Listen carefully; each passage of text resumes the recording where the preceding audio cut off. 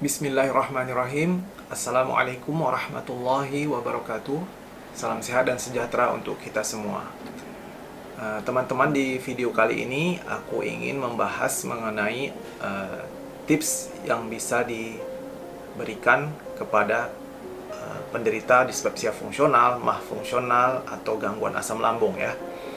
Nah, tips-tips ini adalah bagian dari perubahan lifestyle yang sering disarankan oleh dokter selain dengan obat-obatan untuk mengatasi penyakit dispepsia fungsional, MAH fungsional, atau gangguan asam lambung ya. Secara umum, perubahan lifestyle yang dimaksud menurutku adalah mencakup 5 pola ya, atau yang kita sebut dengan 5P, yang terdiri dari pola makan, pola pikir, pola hidup, pola tidur, dan pola ibadah ya. Menurutku kelima pola ini erat hubungannya dengan lifestyle ya, atau gaya hidup kita sehari-hari ya. Tips-tips dalam video ini juga pernah aku terapkan dulu waktu aku masih dalam tahap penyembuhan ya, dari gangguan asam lambung atau dispepsia fungsional ya. Nah, hal pertama yang perlu teman-teman sadari adalah penyakit dispepsia fungsional, MAH fungsional, atau gangguan asam lambung ini adalah penyakit yang tidak berbahaya ya. Jadi karena ini kan penyakit fungsional saja, dalam artian hanya fungsi saluran cerna kita aja yang terganggu, tidak ada cedera organik ya, tidak ada cedera di saluran cerna atau organ saluran cerna bagian atas kita ya. Tapi memang penyakit ini cukup merepotkan ya, dan bisa mengganggu kualitas hidup kita ya. Dari 5 pola yang aku sebutkan tadi, di video kali ini aku ingin fokus kepada pola makan saja ya, karena nggak mungkin dalam satu video ini kita membahas semua kelima pola tersebut, karena akan sangat panjang ya. Nah, tips pertama yang bisa teman-teman lakukan adalah teman-teman harus makan makanan yang mudah dicerna ya, tapi tetap bergizi komplit ya. Jadi di dalam makanan tersebut harus ada sumber karbohidrat, sumber protein, lemak, vitamin, serat, dan sebagainya ya. Sumber karbohidrat yang paling aman buat aslamer ya, atau penderita gangguan dispepsia fungsional atau gangguan asam lambung adalah nasi ya. Dan untuk lauknya teman-teman bisa mengkonsumsi ikan, daging ayam, kemudian telur, tahu, tempe, udang, cumi ya, seperti itu ya. Dan jangan mengkonsumsi daging sapi atau daging kambing ya, karena seratnya itu serat dagingnya itu agak keras ya.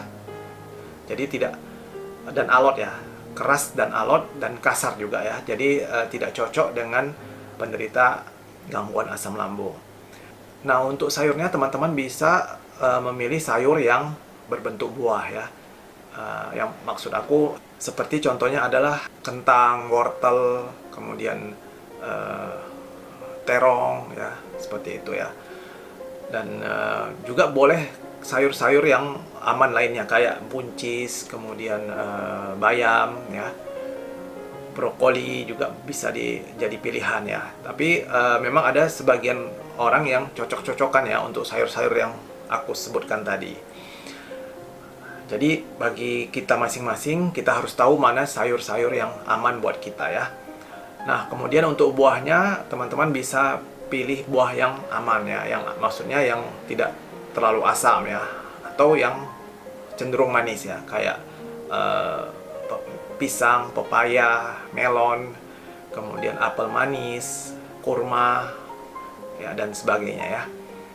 Tips berikutnya, teman-teman harus biasakan untuk minum segelas air hangat ya, air putih hangat, kurang lebih 30 menit sebelum makan ya.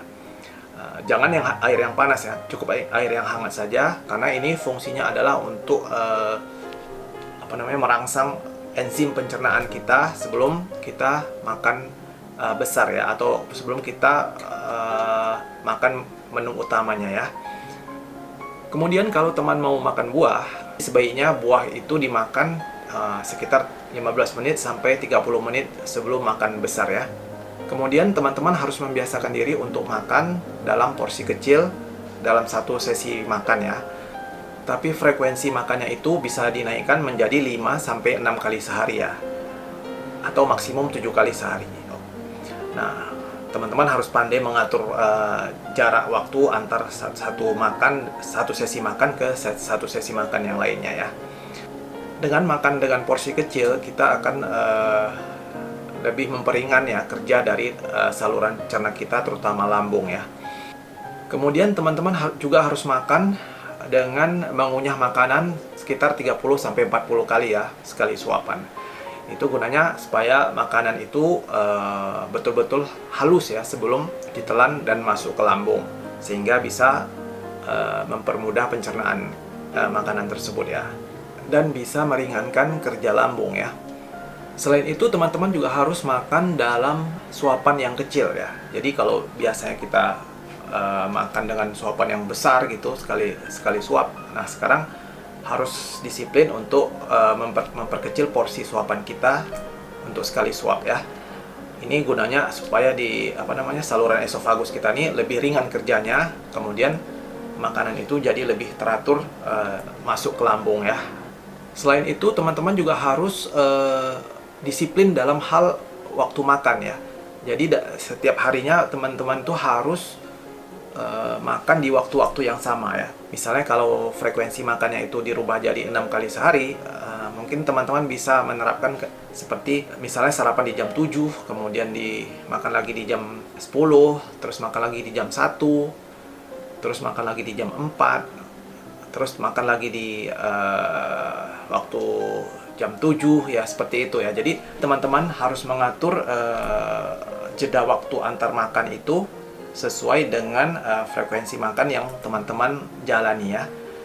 Makan di waktu yang sama setiap harinya ya, itu juga akan melatih saluran cerna kita, terutama lambung, dalam hal pengeluaran asam lambung ya, di waktu-waktu yang sudah biasa atau di waktu-waktu jam makannya ya.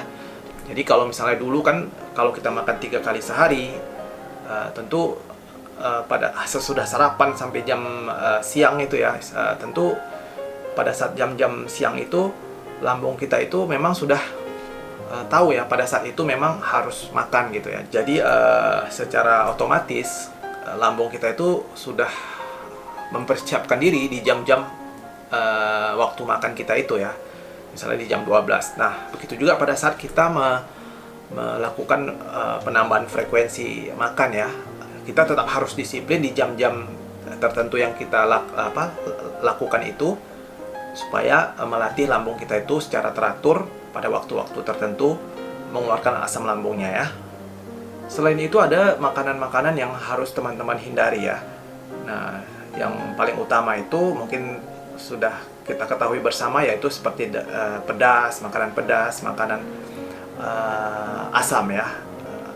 Karena kedua jenis makanan ini sangat berisiko mengiritasi mukosa lambung kita ya. Kemudian hindari juga makanan yang berlemak tinggi seperti coklat, susu tinggi lemak gitu, atau susu high fat, kemudian keju dan produk-produk susu lainnya ya. Karena apa? Karena makanan berlemak tinggi ini akan lebih susah dicerna, dan makanan ini akan lebih lama tinggal di lambung untuk dicerna, sehingga produksi asam lambung juga jadi cenderung meningkat untuk mencerna makanan ini ya. Tentu hal ini harus kita hindari ya. Nah, berikutnya teman-teman juga harus menghindari makanan yang terlalu asin, terlalu pahit, dan terlalu manis ya. Karena makanan seperti ini bisa beresiko untuk meningkatkan sensitivitas lambung kita ya, sehingga lambung kita tuh jadi lebih sensitif. Nah, selain itu berdasarkan pengalamanku juga, makanan yang terlalu manis itu akan menimbulkan rasa asam ya di mulut sesudah kita memakannya atau meminumnya ya. Kemudian teman-teman juga harus mengurangi atau menghindari makanan yang digoreng-goreng ya, atau gorengan lah kita bisa bilang seperti itu, atau makanan yang berminyak. Kemudian kurangi juga makanan yang terlalu berbumbu ya. Kemudian harus dihindari juga makanan yang keras atau yang susah dicerna ya, seperti daging kambing atau daging sapi yang seratnya itu keras, alot dan kasar ya. Kemudian kayak pulut juga harus dihindari. Dan makanan-makanan sejenis ini ya yang memang cukup keras dan kasar teksturnya ya. Kemudian harus menghindari juga makanan atau minuman bergas ya. Misalnya kayak nangka, kemudian semangka mungkin ya. Kemudian ubi atau durian dan kol ya. Seperti itu. Karena semua makanan seperti ini akan beresiko menimbulkan gas di saluran cerna kita ya, terutama lambung, sehingga bisa memicu sensasi kembung dan penuh di perut ya. Kemudian harus dihindari juga rokok, minuman beralkohol, dan minuman berenergi ya, atau minuman kaleng ya. Nah, untuk rokok itu memang seperti kita ketahui ya, rokok itu memang tidak bagus untuk kesehatan ya, karena banyaknya kandungan zat racun di dalam rokok tersebut ya. Selain itu, rokok juga bisa membuat suasana lambung itu menjadi lebih asam ya, karena seperti kita ketahui bahwa orang merokok itu dia bukan hanya memasukkan asap ke dalam paru-parunya, tapi dia juga membuat air liurnya itu menjadi lebih asam ya, sehingga dia sering menelan air liurnya itu masuk ke lambung. Nah, itulah yang menyebabkan zat-zat beracun yang di dalam rokok itu dan asamnya itu membuat suasana lambung menjadi lebih asam. Tapi memang ada beberapa teman-teman yang perokok ya, itu mengatakan bahwa dengan merokok dia jadi lebih tenang, lebih rileks gitu ya, sehingga sensasi yang dia rasakan justru berkurang gitu. Jadi untuk yang seperti ini aku sarankan boleh saja tetap merokok, tapi tetap harus berusaha mengurangi kuantitas rokok yang dihisap ya, seperti itu. Jadi pandai-pandailah untuk mengurangi rokok ya, karena kalau rokok ini tidak dikurangi, maka ada kemungkinan kecepatan penyembuhan diri kita itu menjadi lebih lambat gitu ya. Ini juga didukung oleh berdasarkan fakta atau data medis yang sering dihimpun oleh rumah sakit ya. Kemudian untuk minuman beralkohol, minuman jenis ini beresiko untuk merusak dinding lambung ya. Karena berdasarkan penelitian dan fakta yang ada, di dalam lambung itu tidak boleh terjadi penyerapan zat makanan apapun gitu ya. Tapi khusus untuk alkohol dengan asam asetil salisilat atau aspirin ya, dan turunan-turunannya itu bisa terserap, sehingga kedua zat ini memang beresiko untuk merusak dinding lambung ya. Nah, jadi untuk itu memang harus dihindari. Kemudian pantangan lainnya adalah kopi dan teh ya. Karena kopi itu sifatnya asam, dan seperti kita ketahui di lambung kita itu memang suasananya sudah asam ya. Jadi kalau kita masukkan lagi kopi ke dalam lambung kita, maka suasananya tambah asam ya. Nah, untuk teh sendiri, teh itu juga mengandung kafein ya, yaitu zat yang terdapat yang di dalam kopi, yang juga bisa menimbulkan suasana lambung menjadi tambah asam. Tapi memang kandungan kafein di dalam teh itu tidak sebesar kandungan kafein yang di dalam kopi ya. Bagi aslamer yang tetap ingin minum teh, sebaiknya tehnya itu dibuat yang encer saja ya, dan harus diminum sesudah makan besar ya. Jadi tidak boleh diminum pada saat perut kosong ya, supaya bisa mengurangi resiko makin asamnya kondisi dalam lambung ya.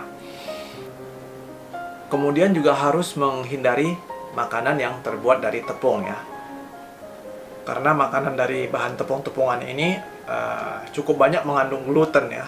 Sementara gluten itu tidak bagus untuk usus ya.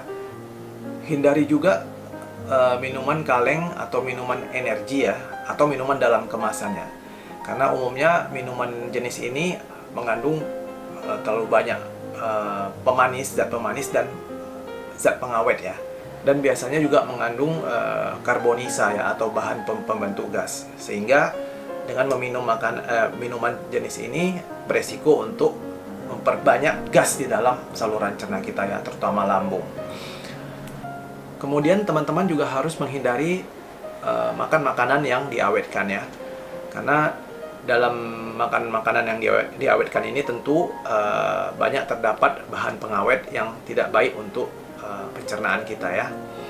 Kemudian teman-teman juga harus menghindari makanan yang terlalu dingin atau terlalu panas ya. Karena makanan atau minuman yang terlalu dingin atau terlalu panas itu bisa membuat saluran cerna kita tuh menjadi kaget ya. Dan kemudian bisa memicu terjadinya kram ya di otot-otot saluran cerna kita itu, terutama saluran cerna bagian atas. Dan kalau sudah terjadi kram otot, maka bisa memicu terjadinya sensasi nyeri dada atau nyeri ulu hati ya. Kemudian hindari juga makan dengan cara yang terburu-buru ya.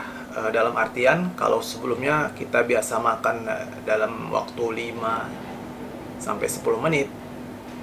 Nah, sekarang pada saat kita menderita gangguan asam lambung ini, kita harus menyediakan waktu yang cukup untuk makan kita ya. Misalnya jadi 15 sampai 20 menit ya minimal. Dengan tidak terburu-burunya makan ini, maka membuat kita lebih bisa lama mengunyah makanan sampai halus ya. Hindari juga makanan sambil jalan ya. Misalnya dalam keadaan kita sedang terburu-buru untuk mengejar sesuatu, lantas kita makan sambil jalan. Hal itu tidak bagus untuk pencernaan kita ya, karena beresiko untuk kita makan terburu-buru dan beresiko kita lebih banyak menelan udara ya saat makan. Harus diusahakan makan itu sambil duduk ya, dengan punggung yang ditegakkan, supaya makanan itu jadi lebih mudah masuknya ke dalam lambung kita ya.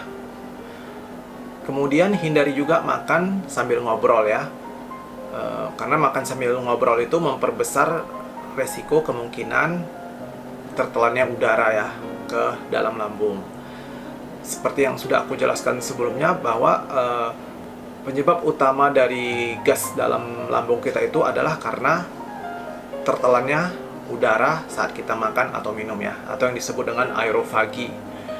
Untuk menghindari aerofagi ini, selain jangan ngobrol saat makan, harus dibiasakan juga mengunyah makanan dengan mulut tetap tertutup. Selain itu, Aslammer juga sangat dianjurkan untuk membiasakan diri untuk minum air putih hangat secukupnya ya, atau cenderung banyak setelah bangun tidur, terutama bangun tidur pagi. Kebiasaanku dulu, setelah bangun tidur pagi, aku minum air putih hangat yang cukup, kemudian sekitar 15 menit kemudian aku makan korma ya, mungkin sekitar 3-7 butir ya korma, sesuai selera kita pada saat itu. Kemudian setelah itu sekitar 15 menit atau 30 menit kemudian aku sarapan pagi ya. Karena sebaiknya kita jangan terlalu lama menunda makan pagi ya, karena perut kita itu sudah lama kosong dari saat kita mulai tidur malam di malam sebelumnya ya. Jadi sebaiknya harus langsung diisi oleh makanan padat ya. Kemudian Aslammer juga dianjurkan untuk minum air putih sekitar 1 jam sesudah makan ya. Jadi sesudah makan jangan langsung minum air putih, tapi ditunda aja dulu. Nanti 1 jam kemudian baru minum air secukupnya ya. Tapi kalau ada Aslammer yang harus minum obat sesudah makan, maka tidak masalah untuk minum air putih sesudah makan dengan meminum air sedikit saja ya, hanya untuk melancarkan menelan obat ya, seperti itu. Kemudian penderita asam lambung harus menghindari tidur atau tiduran sesudah makan, karena tiduran sesudah makan bisa memperbesar resiko untuk terjadi reflux asam lambung ke esofagus ya. Minimal harus ada waktu jeda sekitar 3 jam sesudah makan, baru boleh tidur atau tiduran ya. Kemudian Aslammer atau penderita gangguan asam lambung wajib menghindari pemakaian obat anti nyeri non-steroid secara sembarangan ya. Karena obat anti nyeri non-steroid ini bisa menghambat pembentukan prostaglandin di dinding lambung dan usus 12 jari ya. Prostaglandin ini adalah salah satu faktor pertahanan mukosa lambung dan usus 12 jari ya. terhadap faktor agresif yang menyerangnya, seperti terhadap asam lambung, makanan, dan lain sebagainya. Obat anti nyeri non-steroid ini contohnya adalah kayak ibuprofen, asam mefenamat, piroxicam, dan lain-lain ya. Jadi kalau memang harus minum obat anti nyeri non-steroid, sebaiknya harus konsultasi ke dokter dulu ya. Dan wajib diminum segera sesudah makan supaya efek sampingnya menjadi lebih minimal ya. Begitu juga dengan antibiotik. Penderita asam lambung juga dilarang minum antibiotik sembarangan. Wajib konsultasi dengan dokter dan wajib diminum juga sesudah makan besar ya. Kemudian harus juga dibiasakan untuk sering minum air putih ya, atau air putih hangat. Karena air putih ini kan sifatnya lebih bisa menetralkan asam lambung ya. Dengan seringnya masuk air putih hangat ke lambung yang memang lebih asam gitu ya, yang memang suasananya lebih asam, maka air putih bisa menaikkan pH lambung ya. Minumlah lebih sering, tapi porsinya mungkin dikurangi gitu ya. Dari semua tips-tips yang aku sebutkan, mungkin memang akan terasa merepotkan ya bagi kita yang belum biasa. Tapi memang untuk sembuh, memang kita dituntut untuk lebih sabar dan disiplin ya dalam berusaha memperbaiki kondisi kita, baik secara medis maupun secara perubahan gaya hidup ya. Dan ada satu hal penting lagi yang harus teman-teman ingat ya, bahwa dalam proses pengobatan ini, dalam proses kita menghadapi sakit kita ini, kita harus bisa sabar, syukur, ikhlas, dan tawakal ya. Secara simpel bisa dibilang sabar itu ya kita harus sabar menerima kenyataan bahwa saat ini kita sedang dalam kondisi tidak sehat, dan juga kita harus tetap bersyukur ya, bersyukur bahwa penyakit kita ini bukan penyakit berat, dan kita harus bersyukur bahwa kita masih diuji ya oleh Yang Maha Kuasa dengan penyakit ini. Kita juga harus merasa ikhlas ya dengan ketentuan yang ditetapkan Yang Maha Kuasa kepada kita saat ini dengan hadirnya penyakit yang kita rasakan saat ini ya. Kemudian kita juga harus ikhlas dalam berusaha ya, baik itu berusaha dalam pengobatan medis maupun pengobatan non medis atau penerapan pola gaya hidup yang lebih sehat ya. Dan terakhir kita harus tawakal. Kenapa? Karena semua usaha kita tuh sudah kita lakukan dan akhirnya kita menyerahkan keputusannya kepada Yang Maha Kuasa ya. Mudah-mudahan bagi yang masih berjuang dengan sindrom dispepsia, terutama dispepsia fungsional, bisa segera mendapatkan kesembuhan ya. Demikian videoku kali ini, semoga bermanfaat. Mohon maaf kalau ada kata-kata atau sikap yang kurang berkenan. Dan silakan di-sharing video ini kepada orang-orang yang mungkin membutuhkan informasi yang aku sampaikan tadi ya. Terima kasih, sampai ketemu di video selanjutnya. Walhamdulillahirabbil alamin. Wassalamualaikum warahmatullahi wabarakatuh. Salam sehat dan sejahtera untuk kita semua.